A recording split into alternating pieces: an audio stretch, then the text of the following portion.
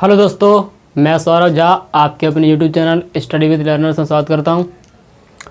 अभी तक हमने एक्सरसाइज 3G के 18 क्वेश्चन कर लिए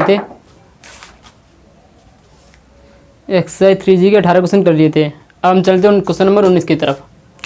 जो क्वेश्चन नंबर 19 है क्या कह रहा है, एक आयताकार हॉल है हमारे पास। एक आयताकार हॉल है, अगर हम उसकी 10 मीटर लंबाई बढ़ा दें और चौड़ाई बढ़ा दें हम 5 मीटर, तो जो उसका क्षेत्रफल है वो पहले से 600 मीटर स्क्वायर बढ़ जाता है। देखो यहाँ पे मैं कुछ समझना चाहता हूँ, पहले उसको समझ लेते हैं। मान के चलो पहले की लंबाई ये रही, चौड़ाई ये रही और आयत ये का क्षेत्रफल ये रहा। जो मैं पहले दे रखा वो किसका, एक्स और वाई, इसका क्षेत्रफल कितना आएगा, एक्स इंटू वाई। ये तो क्लियर है। हम मान के चलते हैं कि जो हमारा पहले आयताकार हॉल था उसकी लंबाई एक्स और वाई, चौड़ाई वाई है, तब ये क्षेत्रफल कितना होगा, एक्स इंटू वाई। लेकिन जो फर्स्ट कंडीशन कह रहा है कि अगर हम इसके लंबाई में 10 मीटर और चौड़ाई में 5 मीटर बढ़ा दें। लंबाई हम कितनी बढ़ा दें, 10 मीटर और चौड़ाई कितनी बढ़ा दें, 5 मीटर, तब जो क्षेत्रफल है वो पहले क्षेत्रफल से कितना आता है हमारा, 600 मीटर स्क्वायर अधिक आ रहा है। ठीक है।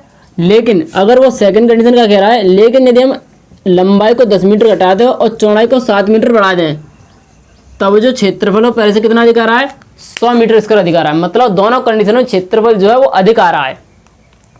तो क्या करेंगे हम, पहले एक चीज़ समझते हैं हम। देखो यहाँ पे लंबाई कितनी हमारी, एक्स, चौड़ाई वाई, तब जो क्षेत्रफल आया है वो कितना आया है, इन दोनों का गुणा आया है। क्या आया है, एक्स इंटू वाई।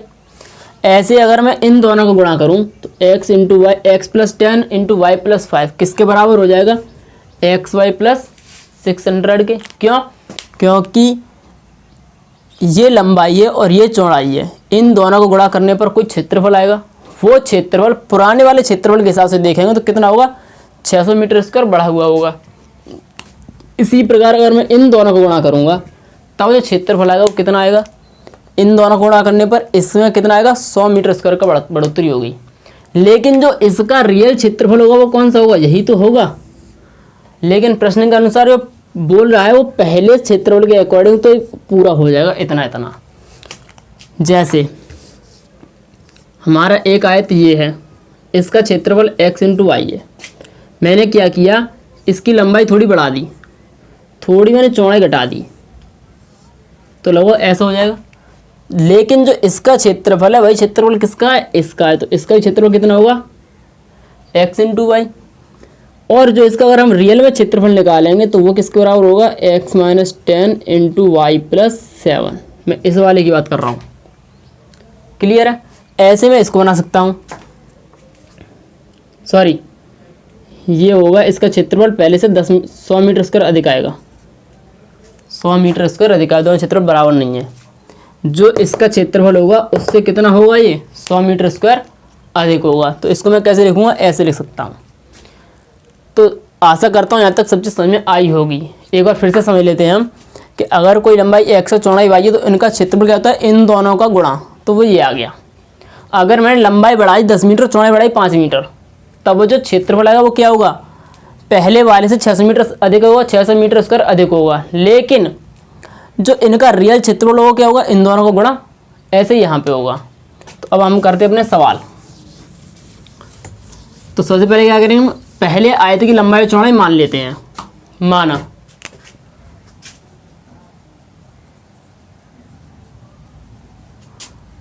आयत की लंबाई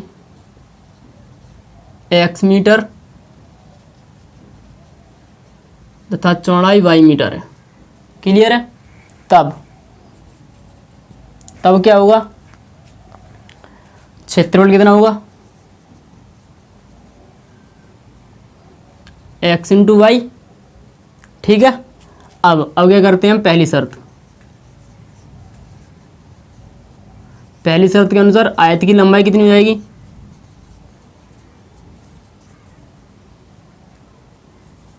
x प्लस 10, आयत की चौड़ाई कितनी होगी, y प्लस 5।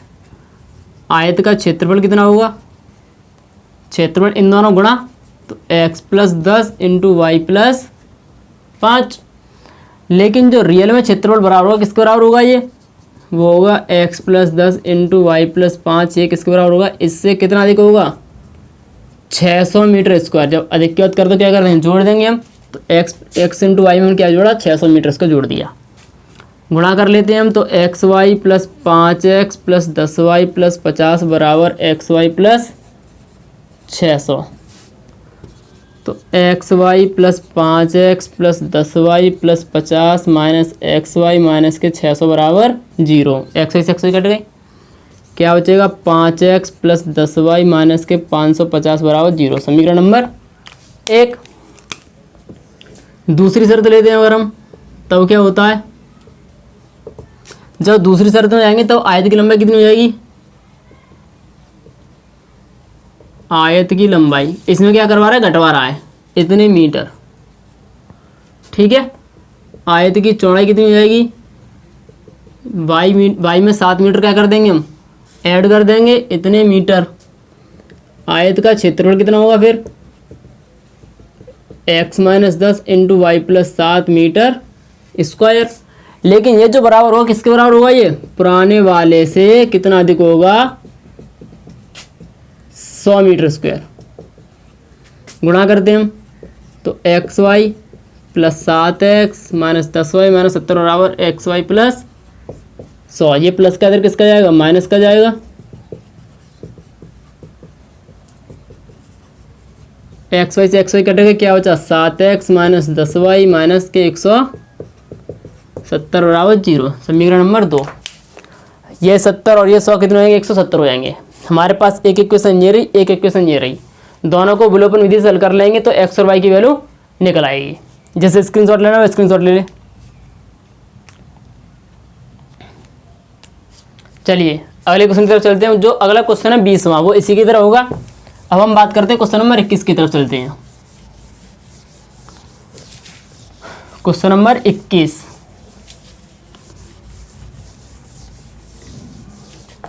जो क्वेश्चन नंबर 21 है क्या कह रहा है कि दो मित्र है, इसमें दो मित्र हैं, वो एक दूसरे से कहते हैं, पहला मित्र दूसरे मित्र से कह रहा है यदि आप मुझे 100 रुपये दे दें, यदि आप मुझे 100 रुपये दे दें तो मैं आपसे 2 गुना धनी हो जाऊंगा। तभी दूसरा मित्र कहता है यदि आप मुझे 10 ही रुपये दे दें तो मैं आपसे 6 गुना धनी हो जाऊंगा। तो उन दोनों की संपत्तियां क्या थी ये पूछा है। चलिए देखते हैं। मैं कह रहा हूँ मेरे पास 30 रुपये हैं, ये मैं हूँ, और एक मेरा दोस्त है, उसके पास कितने हैं 220 रुपये। मैं और अपने दोस्त से कह रहा हूँ, क्या कह रहा हूँ कि अगर तुम मुझे, मैं रोहित से कह रहा हूँ अगर तुम मुझे 20 रुपये दे दो, अगर ये मुझे कितने रुपये दे दे 20 रुपये, तो मेरे पास कितने हो जाएंगे 30 प्लस 20 हो जाएंगे। तो इसके पास कितने हो जाएंगे, अब इसके पास हो जाएंगे 220 माइनस के 20, क्योंकि इसने 20 रुपये क्या किया है, मुझे दिया है। यदि तुम मुझे 20 रुपये दे दो तो मैं तुमसे कितना हो जाऊंगा, 4 गुना हो जाऊंगा। देखो 4 का गुणा कितने में होगा 50 में, और यहाँ कितना बचेगा 200 बराबर 200, यही तो होगा। तो एक चीज़ हमने समझी, हमने यहाँ से एक चीज़ समझी, क्या समझा कि यदि मैं दूसरे से मतलब अपने दोस्त से पैसे लूँगा तो वो पैसे मुझे दे देगा, लेकिन पैसे उसके भी घटेंगे, जितने मैं लूँगा उसमें से उसको क्या करूँगा, माइनस करूँगा। मैंने यहाँ पे कितने रुपये लिए हैं 20 रुपये, तो मैं यहाँ से उसके पैसे में से कितने माइनस होंगे, 20 रुपये ही माइनस होंगे, तभी हम बराबर हो पाएंगे, अन्यथा इस दिन बराबर नहीं हो पाएंगे। तो ये चीज़ सवाल में लागू करेंगे हम। देखो अब आते हैं सवाल पर। एक चीज़ और, अगर मैंने यहाँ पे कुछ रुपये मान के चले थे पहले कि मेरे 30 रुपये थे, मेरे दोस्तों के कितने थे 220 रुपये थे, तो ऐसे ही उन दोनों दोस्तों के पास कुछ तो रुपए होंगे। तो हम मान लेते हैं कि एक के पास x रुपये, दूसरे के पास y रुपये हैं। माना एक मित्र के पास x रुपये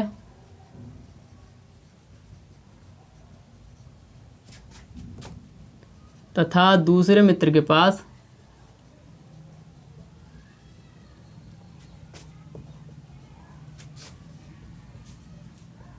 y रुपये हैं।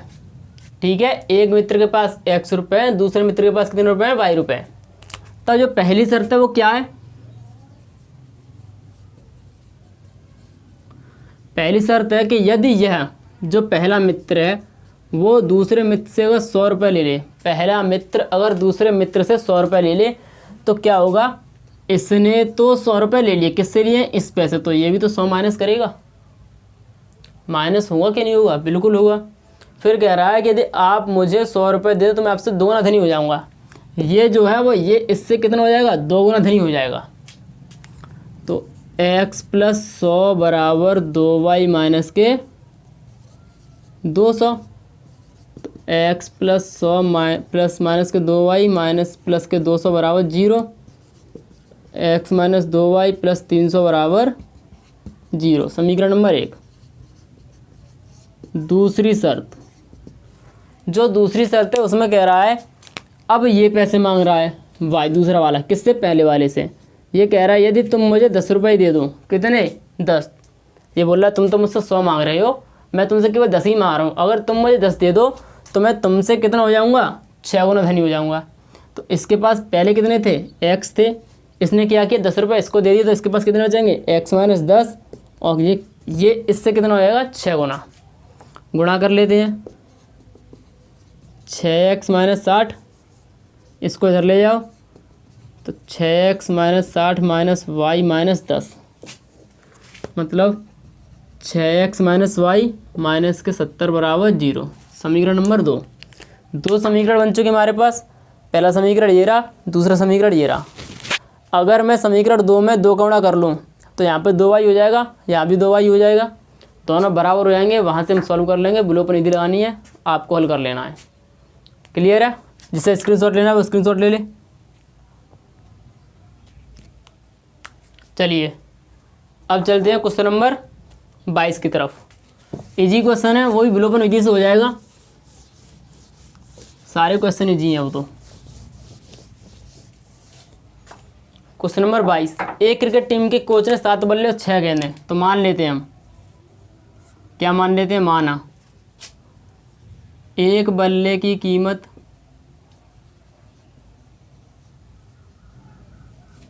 x रुपये तथा एक बॉल की कीमत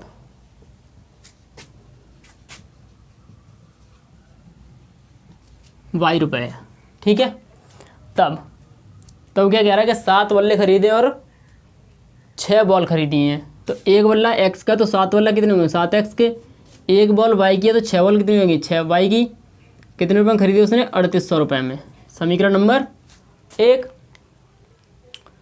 और 3 बल्ले 5 गेंद, 3x + 5y बराबर, ये कितने में खरीदी उसने? 1750 में। समीकरण नंबर 2। या तो आप यहाँ पे विलोपन लगा दें या वज्रगुणन लगा दें, कोई सी विधि ला सकते हैं आप लोग, यहाँ से आराम से हो जाएगा। वैसे विलोपन लगा लेना, इसमें 3 का गुणा और इसमें 7 का गुणा कर लेना, वहाँ से x कट जाएगी, y निकल आएगा। फिर y की वैल्यू इसमें पुट कर देना, चाहे इसमें पुट कर देना, वहाँ से x निकाल लेना। क्लियर है? अब चलते हैं क्वेश्चन नंबर 23 की तरफ।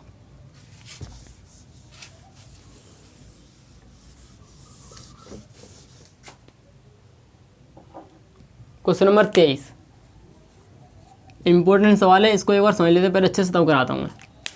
एक नगर में एक टैक्सी के भाड़े के एक नियत भाड़े के अतिरिक्त चली गई दूरी पर भाड़ा सम्मिलित किया जाता है। नियत भाड़ा क्या है? जैसे मान के चलो हम यहाँ से बैठे, हम एक जगह से बैठे, ये हमारी टैक्सी का वो है, ठीक है। हमने यहाँ से टैक्सी ली और हम गए यहाँ तक, ठीक। तो मैंने यहाँ से बैठना स्टार्ट किया और मैं यहाँ तक गया, तो टैक्सी वाले ने ये बोला कि सर आप कहीं भी बैठें, कहीं से भी बैठें, अगर मेरी गाड़ी यहाँ से चलना स्टार्ट हो गई तो आप भले मुझे यहाँ रुकवाएं चाहे यहाँ रुकवाएं, आपको एक नियत भाड़ा तो देना पड़ेगा, जो उसका हो वो। उसके बाद पर किलोमीटर, मान के चलो ये 10 किलोमीटर है, कितना है? 10 किलोमीटर। उसके बाद जो किलोमीटर का किराया होगा वो अलग होगा। अभी तक समझ में नहीं आई, चलो दोबारा समझते हैं हम। जैसे हम इस टैक्सी में बैठे, तो इसने कहा, मैंने कहा यहाँ से यहाँ तक जाना, जो कि मेरी दूरी कितनी है? 10 किलोमीटर की दूरी है, ठीक है। 10 किलोमीटर की दूरी है। उसने कहा चलो ठीक है साहब बैठ जाओ आप, लेकिन इसके लिए क्या होगा कि अगर आप बैठ गए तो आपको कुछ ना कुछ रुपए देने होंगे, जो उसकी फिक्स होंगे वो, कि आपको इतने रुपए देने पड़ेंगे। अब चाहे आप यहीं उतर जाओ चाहे वहाँ पर उतरो, इतने रुपए तो आपको देने ही देने हैं। लेकिन इसके बाद अगर आप यहाँ तक आते हैं तो आपको 10 किलोमीटर के रुपए और देने पड़ेंगे। जो उसका जो होगा वो 1-2 रुपये किलोमीटर ले या 10 रुपये किलोमीटर ले, वो उसका होगा। यदि आप 5 किलोमीटर उतरते हैं तो आपको ये तो भाड़ा देने देना ही है जिसमें आप टैक्सी में बैठ चुके वो वाला, और 5 किलोमीटर के रुपए आपको अलग से देने होंगे। ठीक है, क्लियर हुआ या नहीं हुआ? चलिए अब आते सवाल की तरफ।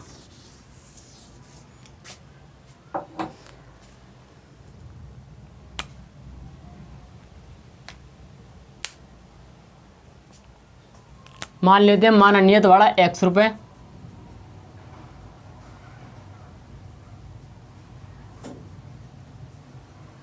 तथा प्रति किलोमीटर भाड़ा Y रुपये है। ठीक है, हमने मान लिया कि एक मतलब जो नियत भाड़ा है वो X रुपये है और 1 किलोमीटर का भाड़ा कितने हैं, Y रुपये। तो जो पहला चला है वो कितना चला है, 10 किलोमीटर चला है। 10 किलोमीटर के लिए वो कितने मांग रहा है, 105 रुपये मांग रहा है। तो देखो जो उसका नियत भाड़ा है वो तो फिक्स है, टैक्सी में बैठ गए आपको पैसे देने ही देने हैं, चाहे टैक्सी चालू हो अन्यथा ना हो, पैसे देने हैं। तो वो कितने हो गए, X रुपये। अब 1 किलोमीटर के वो Y ले रहा है तो 10 किलोमीटर के कितने हो जाएंगे, 10Y।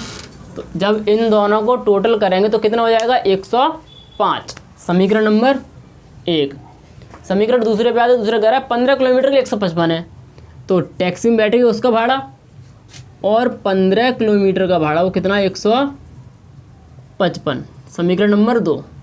यहाँ से हमें X और Y निकालनी है, तो समीकरण 2 में से एक को उठाने पर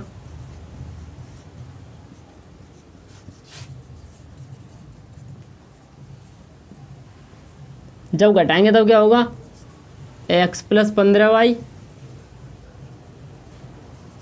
X + 10Y minus minus minus cut गए ये, 5Y = 50, Y = 5/50, सॉरी 50/5, Y = 10 रुपये। Y निकल आया, पुट कर दो फर्स्ट में, पुट इन फर्स्ट। जब फर्स्ट में पुट करेंगे तो X + 10 × 5 = 55, X + 50 = 55, X = 55 - 50, X = 5 रुपये। ठीक है, तो जो उसका नियत भाड़ा है वो कितना है, 5 रुपये है, और जो पर किलोमीटर का भाड़ा है वो कितना है, 10 रुपये। अगर फिर उसने कहा कि 25 किलोमीटर जाना हो तो उसको कितना देना पड़ेगा, तो 25 किलोमीटर के लिए 5 रुपये तो लगेंगे ही लगेंगे। तो X प्लस कितना हो जाएगा, 25Y हो जाएगा 25 किलोमीटर के लिए। तो 5 रुपये तो X की वैल्यू हो गई,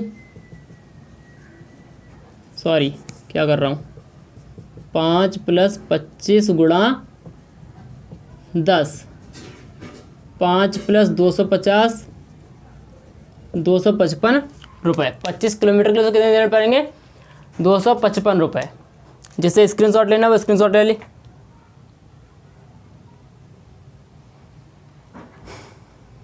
चलिए एक बार फिर से समझ लेते हैं। जो इसका नियत भाड़ा है, नियत भाड़े का मतलब ये है आप एक बार टैक्सी में बैठ गए तो फिर आप चाहे जाएं अन्यथा ना जाएं, आपको उसके कुछ रुपए जो कि 5 रुपये निकल के आए हैं वो आपको देने पड़ेंगे। ठीक है, तो उसने कहा कि सर आपको नियत भाड़ा लगेगा और 10 किलोमीटर के जो रुपए होंगे वो अलग होंगे, वो 1 किलोमीटर के हिसाब से आपके रुपए होंगे। तो हमने मान लिया नियत भाड़ा कितना है, X रुपये है, और जो किलोमीटर के हिसाब से रुपए वो कितने, Y रुपये हैं। तो पहले गया बंदा 10 किलोमीटर, 10 किलोमीटर जब वो गया तो उसने मांगे 105 रुपये। तो 10 किलोमीटर के लिए क्या हो जाएगा, X + 10Y। X का नियत भाड़ा है जो टैक्सी में बैठने का होगा, और 10 किलोमीटर चलने के लिए कितना लगा उसका, 10Y, वो किसका हो गया, 105 हो गया। दूसरा बंदा बैठा, वो बैठा 115 किलोमीटर के बैठा केवल। तो X + 15Y = 155 रुपये उसके, दो में से को उठा दिया, वहाँ से Y निकला है कितना, 10 रुपये। मतलब जो उसको 1 किलोमीटर के हिसाब से रुपये देने थे वो 1 किलोमीटर कितना था, 10 रुपये था। अब जो नियत वाला है वो निकाल लेते हैं। इसको पुट किया फर्स्ट में, सेकंड किसी में भी, वहाँ से x निकला 5 रुपये। मतलब जो नियत भाड़ा था वो कितना था हमारा, 5 रुपये था। फिर उसने बोला 25 किलोमीटर के लिए कितने रुपये देने पड़ेंगे, तो 25 किलोमीटर के लिए कितने देने पड़ेंगे हमें, 255 रुपये। तो आज हमारी एक्सरसाइज 3G कंप्लीट हो गई है। कल हम 3H चालू करेंगे। तो ठीक है दोस्तों, आज की वीडियो यहीं खत्म करते हैं। धन्यवाद।